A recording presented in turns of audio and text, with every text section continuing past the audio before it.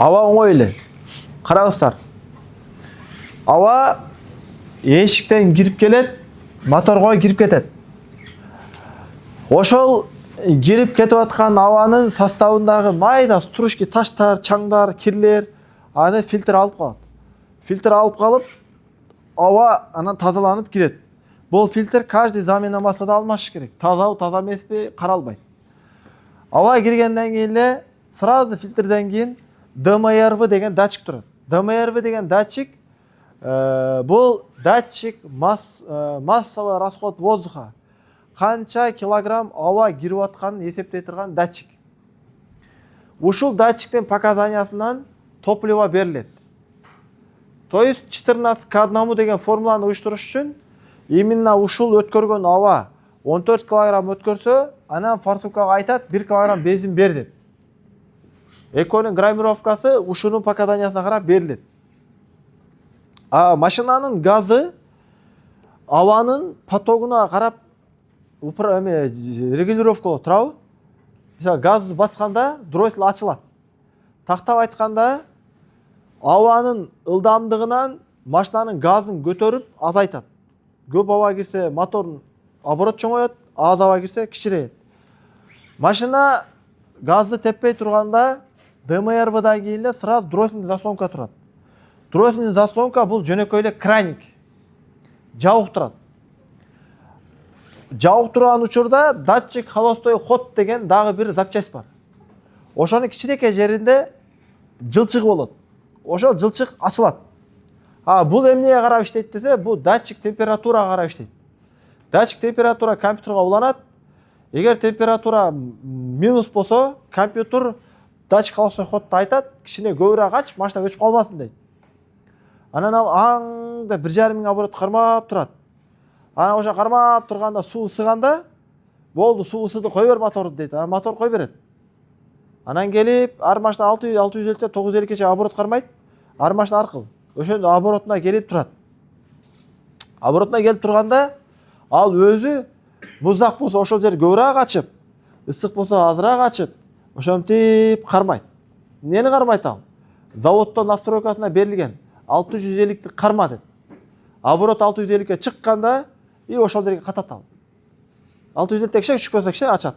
Абаны регулировкалоо, холостой ход, ошо именно заводдо айтылган показанияны мынтип кармап, ошону ровно кармап берет. Газ тепкен учурда краник ачылганда, холостой ход сразу жабат. Только через краник аркылуу өтөт.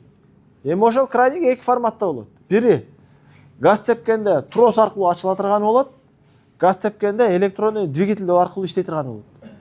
Электродвигатель иштей тургандары тростун ордуна эле электромоторчук коюп койгон. Педаль болсо сим-карта коюп койгон.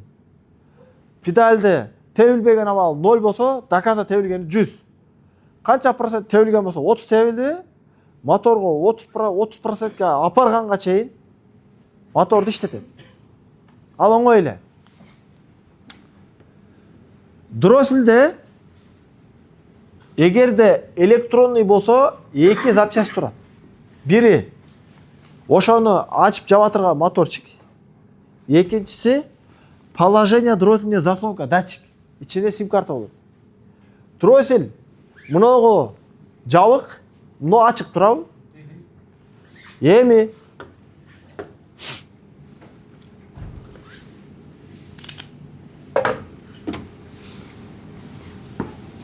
мыногу дроссель мыногу азыр мынандай болгондо ачылабы?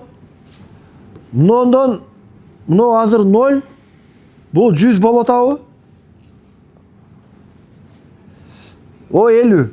Эми дроссель заслонка эмнеге келген болсо, ушунун капталында бир датчик коюлат. Ошол датчикте сим-картадай болгондо шкалалар бар. Ошол жерге келгенде бул компьютерге айтат. Компьютерге айтат. Мына карайып турган нерсе положение дроссель заслонка. 30га жеткенде токтотот. То есть педальды 30 тептиңби? Мотор секин ача берет, ачкан 30га жеткенде токтотот. Газды кой бердиңби? Короче, одновременно иштейт. Тросто болсо трос жардамы иштейт. Эми бунун главный максаты ошо газ тепкенде ачылып жабылып берүү. Ачылганда поток естественно күчөйт, поток күчөгөндө килограмм көбөйөт. Компьютер аны ДМР аркылуу эсептейт. Канча килограмм болгон болсо ошончо бензин чачып коет. Абанын ылдамдыгына жараша топливо берилет. И ошентип иштей берет. Эми аба ушул жерден кирди, караңыздар. Кайра баштан. ДМР салмагы эсептесе, положение дросельный заслонка, но канча ачылганын айтып атса, холостой ход мотору ошону кармап берип атса, бурап. Бул жабылып калса, холостой ход өчүрбөй кармап турат. Бул жерде башка датчик жок. Кошумча бир датчиктер бар, температура менен MAF деген. Бирок ал азыр мына жерде жок болсо, демек эки датчиктин алдынын ичинде турат. Абанын температурасын эсептей турган, анан бул жерде вакуумду эсептей турган. Биринчиден, абанын температурасы эмне үчүн керек? Любой нерсе ысыганда расширение болобу? Муздаганда кичирейеби? Абадагы ысыса расширение болот. То есть ысык аба тыгыздыгы башка болот даган. 14 килограмм кирген болса, на самом деле 14 килограмм кирбеген болот. Жазында билесиздерби, дем алсаң абага тойбойсуң. Кышында дем алсаң аба оор тоёсуң. Бунун себеби кышкы аба бул тыгыз аба. Жазгы аба ысыган үчүн расширение болгон аба. Бул жерден кирип аткан абада ысык болсо, анын тыгыздыгы башка болгон үчүн башкача эсептейт. Эгер аба муздак болсо, башкача эсептейт. Түшүндүрө алдымбы? Вакуум деген эмне десе, эгер бир идишти желдесең, идиштин ичинде аба компрессия болот. Сордурсаң, вакуум болот. Сырткы абага салыштырмалуу ичкериде аба көп болсо, компрессия болот.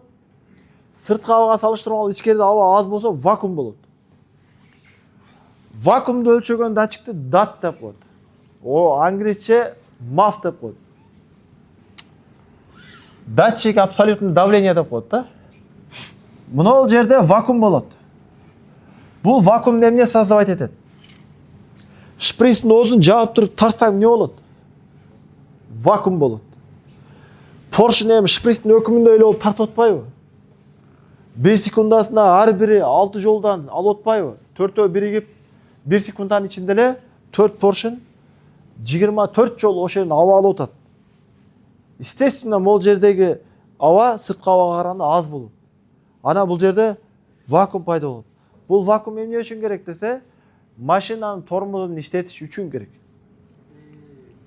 Вообще-то ДВС вакуумга муктаж эмес. Түшүнүп атасыздарбы? То есть ички жарылуу вакуумга муктаж эмес. Потому что мотоциклда вакуум жок. Нормально жүрөт. Просто ушунун жардамы менен вакуум жасап алып, моңго тормозду улайт. Чтобы тормоздун аркага кайтарып туруш үчүн, болсо машина самоторможение болуп калат. Ушул вакуумду эсептей турган анан DAT датчик болот. Болду. Мына абада ушундай оңой эле. Абанын кириши вообще-то самотек болот. Өзү свой ходом кирет. Кирип аткан абаны эле ДМР датчик канча килограмм экенин эсептейт. Газ тепкенде дроссель механикасы уже трос менен эле ачылып жабылат. Ал эми электронный мотор менен ачылып жабылат. Бирок ошонун канча ачылганын положение дроссель заслонка эбуга айтып турат. Бул жабык болсо холостой ход өзү менен өзү кармайт. Бул болсо заданияны температурный датчиктен алат. То есть температурный датчик өтө муздак болсо өзүнө өзү газ тебет. Ысык болсо сразу 650-700 оборотко коет. Эми убакыт өткөн сайын мына дросселдин мына краник именно жапкан жери, мына жерлеринен аба өтүп жүрүп, абанын составындагы чаңдар ошол жерге кир болуп, слой болуп толтуруп баштайт. Ошол толуп калгандан кийин мына дроссель заслонка нол жерлеринен аба акырындан өтүп турат, холостой ход кармаш үчүн. Анан бул жерге мындай кир толуп калды. Дросельный застройканын өзүнүн заводской настройкасы буну мындайга жылдырат. Чөтасыздарбы? Автоматтык түрдө замокты жаңы машина жүргүзгөндө замокты ачсаңар, чыкыш деп токтойт. Ошондо зазор алат. Сразу зазор койдубу? Анан дагы жерге кирип толуп калды. Туюк болуп калдыбы? Өчүп калбаш үчүн бу дагы жерге жылат. 3-4 жол жылат. 3-4 жол жылгандан кийин концовкасына жеткенден кийин машина холостойго турбай өчүп калат. Ошондо сен ачып туруп, мына кирлердин баарын тазалайсың. Тазаласаң, мына бияка кетип калган нер аңгырайып калат. Анан машинаң дроссель жуугандан кийин аң деп 2000 оборот терип туруп калат. Анан капитурунга киресиң, возврат память деген жер бар. Ошону басасың, кайра өзүнүн эски ордуна келет. Ошону адаптация дроссельный заслонка деп коет. Болгондо ошо крайник жабылган жердеги эки мусорду аласың, компьютерге кирип туруп, возврат память кыласың, болду. Ушуну адаптация дроссельный заслонка деп коет. Эски нулевой настройкага кайтаруу деген. Ичине карп чачып жууса болбойт. Болгону крайникти мындай ачканда, крайник барып жапкан жерлер бар го. Ошол жерлерди гана тряпкага карп чачып туруп, мына алып коесуң. Оңойлоо экен. ДМР карп чачсаң күйөт. ДМР тазалаган отдельно бир жидкость болот. Ошо жидкость менен гана тазаласа болот. Неге дегенде бул абаны эсептей турган датчик. Бул май эмес бул. То есть обезжиривать дейчи. Бул ишенин ичинде ылдамдыкты эсептей турган, абаны, шамалды эсептей турган датчик. Сухой нерселерди эсептеген нерселер жидкий нерсеге күйөт. Абанын ылдамдыгын, абанын температурасын эсептеген нерселерди жидкий нерсе менен жуусаң күйөт. Түшүндүңүздөрбү? Кантип тазалайсыз? Каттуу компрессия менен үйлөп тазаласа болот. Же өзүнүн специальный жидкости болот. Специальный, чтобы ошого дефект бербей турган. Ошо менен жууса болот. Дроссельге дагы карп чачсаң, положение дроссельный заслонка же холостой ходко карп кирип кетет. Электродвигатель жидкий нерсени жактырбайт. Неге аяка кирип кетет? Карп саликти өлтүрөт. Эсиңерде барбы?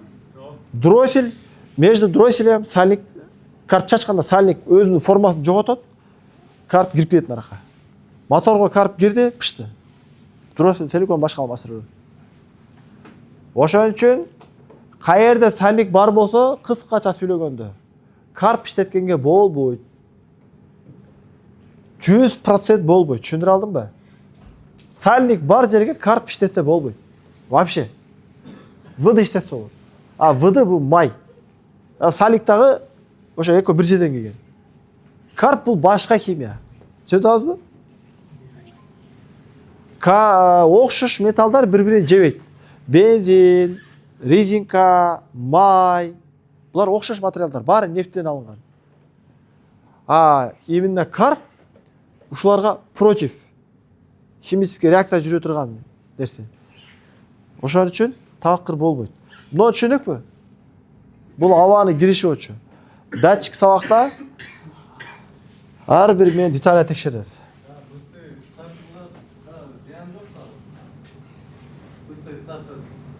Ал ошо карп ал жөн эле. Көч жерде, эски жерлерде карп менен тазалайт го. Айттым го, биздин усталар таш орунда жүрөт деп. Мындайда, мен логикага коюп берип атам. Карп бул обезжириватель деп атам. Май жейт. Сальник ошо май жасалган жерде жасалып келген. Каласаңар сальникти мындай кармап туруп, карп чачып туруп, сальникти бир пас кармап турсаңар, жам шийип калат. Чоңоюп кетет. Сальник эмне иш кылат? Бир жерге мынтип плотный туруп алып, ошо зазордо бир нерсени өткөрбөй кармап береби? Уже зазордон эчтеке кармай албай калды, өтүп кеттиби? Уже сальник иштен чыкты. Естественно, сальник иштен чыккандан кийин нар жака сен чачкан карп өтүп кетти. Электромагнит жидкий киргенде пышат сразу. Потому что нерде ичинде электродвигатель бар да, анын ичи электромагнит да. Чөтасыздарбы? Дросселди ВД менен жууса болот. ВД потому что май ал, май. Майдан жасалган, май құйып тұр эле, житкен майды құйып тұр, желдеп қойған да, мына айтқандачы. Чотасыздарбы? ВД бұл карт емес. Көп адам ВД мен майды ВД менен картты аралаштырып берет. Эки тең банкада го депчи. Бұл башка химиялар. Бирок ВД менен бир нерсени майласаң болот, жумшарсаң болот. Мына холостой ход катып калат да, мисалы. Клит этип калат, кыймылдабай. Ачатта карт менен жүйт, сальниги өлүп туруп, мотор менен мына ачып чапкан жери зазор бар да. Чачканда баягы сальниги өлөт дагы ичине кирип, болун өлүп калат. А май чачсаң, май сальнигине чейин барып туруп, нары кире албайт да. Май биягын жумшартат, иштеп калат. Адамдар көп акыл жетпейт. Неге ВД чачсаң өлбөйт, карт чачсаң өлөт? Экөө окшош эле го дейт да. Экөө вообще окшош эмес. Бири бала болсо, бири кыз, вообще эки башка нерсе. Вообще башка химиялар. Биздин усталардычы туура күчтүүлөрү көп. Бирок биздин усталар окуган эмес да. 20 жыл мурда ошол эпчилерак болгон үчүн аяк бияка ученик түшүп, үйрөнүп алган. Если барып туруп образованиясын ала турган болсо, ошончо жылдан бери туура эмес кылып жүргөнүн өзү түшүнөт. Бул деген ал маңкурт деген эмес. Бул деген анга просто убакыт бөлүш керек да. Практически үйрөнгөн мастерлер теорияны түшүнбөйт. Теорияны керек эмес деп элестетишет. Теория негизи керек жашоодо. Мен эч бир устага эме кылбайм, мисалы, пускай ишин кыла берсин, үйрөтө берсин. Мага ошо окутуп аткандар бар, алар деле мисалы иштей берсин, ооматын берсин. Бирок бул нерсени туура направленияда жол көрсөтүш керек. Анан кийин учениктерге окутуп атып эле, агай, короче, бирөө мынтип келип калса, эмне кыласыңар? Я аны өзүнө жараша кылыш керек да, аны наказывать этиш керек. Аны көбүрөөк акча сындырыш керек деп ушинтип үйрөткөн, бул туура эмес да. Мисалычы. Анан кийин баягы очередьти шаштыра берсем, эмне кылыш керек десе, карабай коюш керек. Анан келип башың ооруп турса, эмне кылыш керек десе, акчаны көп айтып, атайын аны сындырыш керек деп ушинтип психология берет да. Жок, андай кылбаш керек. Динде андай жок. Өчөшүп, атаңдашып, бир нерсе кылып, адам адашат деп, мисалы, динде бар нерселер менен андай жетелешек да. Анан аны өзүңө окшотуп псих кылып, каждый үчүнчү клиент менен уруша турган кылып үйрөтүп койсоң, ал өмүр бою ошо менен ар клиенттер менен айтышып, анча-мынчасы менен мушташып жүрө берет. Андан көрө болгондой түшүндүрүп, кайра келсе байкем, мындай туура түшүнүп, капа болбой отуруп туруңуз, мен бүтүрүп берем, билмесе жооп берем деп, сеге сүйлөшүп коюп, тынч ишиңи кылып, мына ушундай нерселерди үйрөтүш керек. Потому что адамдын көңүлү деген кандай гана адам болбосун да, аябай адилетсиз жаман адам болсун, жакшы адам болсун, көңүл о Кабанын ташынан да кымбат да.